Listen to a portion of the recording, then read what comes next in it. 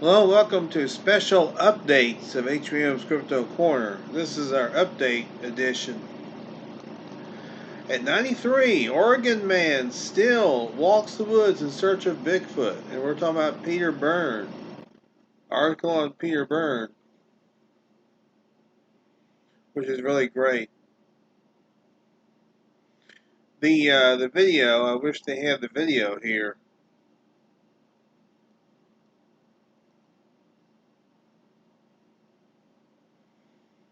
May run the video for y'all. Okay, here's the video. Dark brown, with terrible glowing eyes. His head was sort of receded, I suppose that's the word. Big teeth, long hair, I suppose it was 3 or 4 inches long.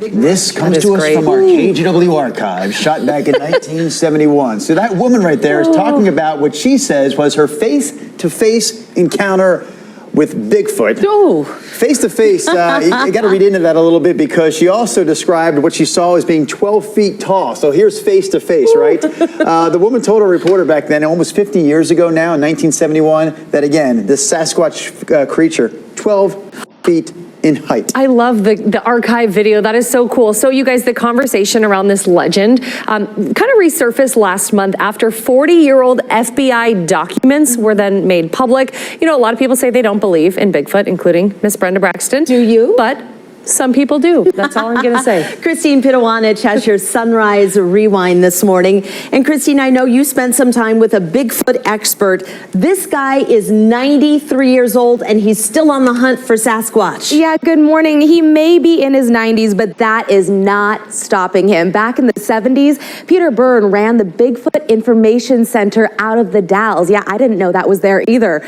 We decided to track him down after seeing his name in these recently released FBI documents. These papers show that at least for a little while, the Bureau was actually looking into Bigfoot, thanks to Byrne, who sent them samples of hair that he thought was suspicious. I suddenly turn around and I'm face to face with him. So on, and it seems to me that there's a preponderance of evidence, and I'm, let's say, 95, 98% that there is such an animal. Not just any animal, Bigfoot. Big wide shoulders, there was no neck. I mean, it just looked like its head set right in its shoulders. Call it lore, call it legend. It's the creature who supposedly lives in the woods of the Pacific Northwest. This is KGW film from stories we told about people who said they saw it or knew someone who did. Dark brown, with terrible glowing eyes. His head was sort of receded, I suppose that's the word. Big teeth, long hair.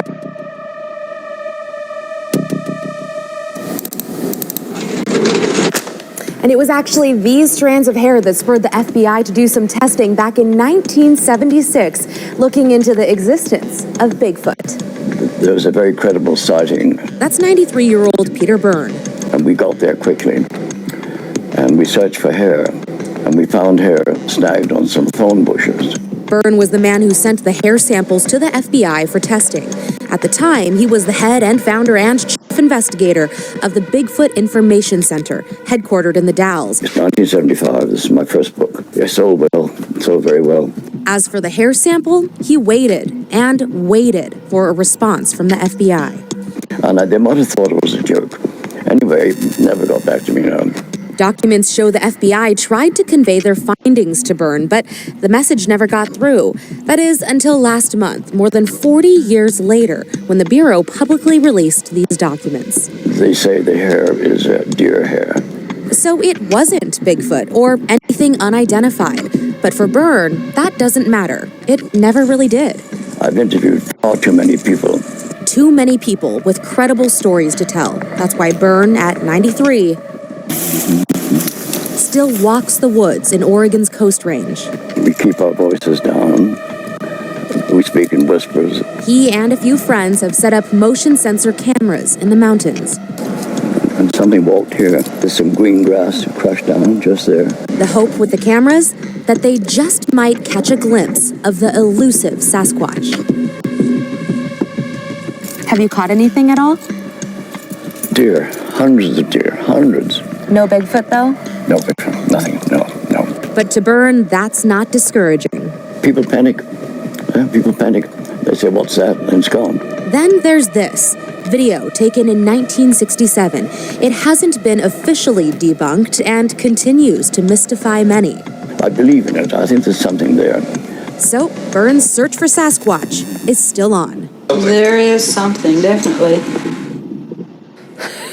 I loved that. He is serious about it. But, to be clear, at 93 years old these days, it's a little bit more of a hobby for him, a very passionate hobby, Yes. I'd say. And also, he says he has never personally seen or interacted with a Bigfoot, but he says there are just way too many credible stories out there for him not to believe. Okay, great. so we've established he has not found Bigfoot, but he has found the Fountain of Youth. There's no way that man is 93. And maybe the search for Bigfoot has kept him young and, passionate about something. I mean, you're right. He's really mobile. He's moving everywhere at 93, 94 him. next month. So, yeah, we're going to have a lot more on Peter Byrne on our website, kgw.com, a little later this morning. Nice work, Christine. That was a fun Thanks. little look back. Yeah, So, interesting stuff. Who Yeah. knew there was a Bigfoot Information Center in the news to Dalles?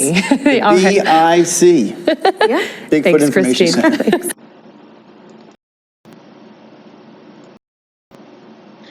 Next, Almasty researcher Dr. Marie Jeanne-Kaufmann celebrates her 100th birthday. She just turned 100 this past Monday, July 22nd. Now, she was one of the ones that really devoted her life to looking into the Russian wild man, or the Leishi. She worked with the late Dr. Boris Porshnev, the late Dr. Pyotr Smolin, Dmitry Bayanov, Igor Burtsev. This was her off-road vehicle.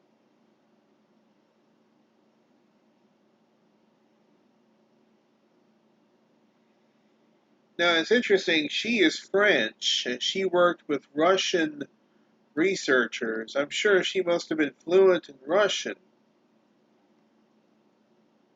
Either that, or the Russians were able to speak good enough English that she could understand them.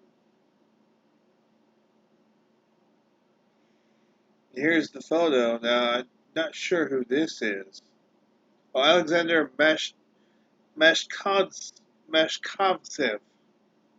This is Pyotr Smolin. This is Boris Porshnev. There's Dmitry Bayanov and Marie Jeanne-Kaufmann.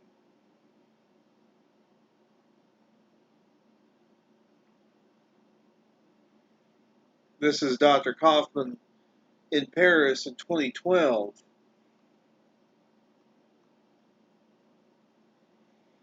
She is one of the pioneering researchers as far as in Russia. So our best to Dr. Kaufmann. Very sad news to report. Rosemary Ellen Guiley, the queen of the paranormal, passed away not very long ago, about a week ago. She was executive editor of Fate magazine. She was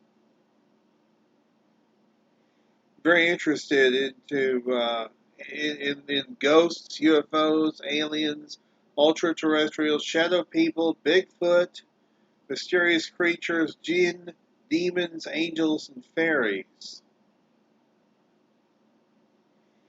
She didn't only study it from the outside, she engaged in different forms of spirit contact. And these sort of things gave her the nickname the Queen of the Paranormal. She also edited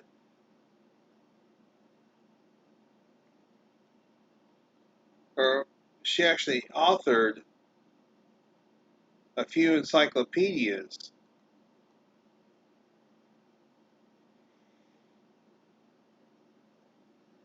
So we want to send condolences out to her family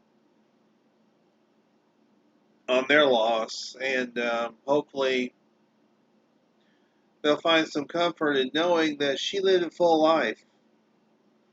She was only 69 when she passed, but she did live a full life. So that's a positive, that's a plus.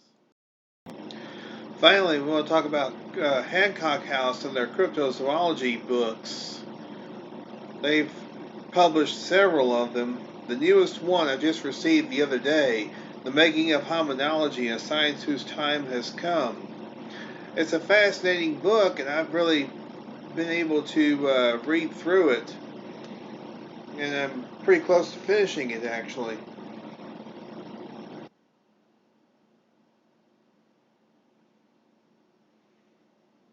It's extremely fascinating. Quite a bit of the ideas of the Russians are very interesting and very fascinating. I may not completely agree with everything the Russians are saying, but they're very passionate about it. And I appreciate their passion, and I appreciate their interest in the subject. I mean, they began with interest in Neanderthals, and they obviously, some of them believe that Neanderthal may be the explanation for the Russian wild man. I don't know if I necessarily go along with that, but that's just me. Anyway, it's a fascinating book, and I do recommend everybody read it. Like I say, I'm not quite finished with it yet, so, but there will be a review forthcoming of it once I'm finished with it. And that is it for this special update edition of HBM's Crypto Corner. I want to thank you very much for tuning in. And this will go up on Thursday, July 25th, 2019. We'll have a regular show next week, which will be on Wednesday, the 31st. So anyway, hope you guys enjoy this one. And hey, y'all be good or be good at it. This is HBM's Crypto Corner.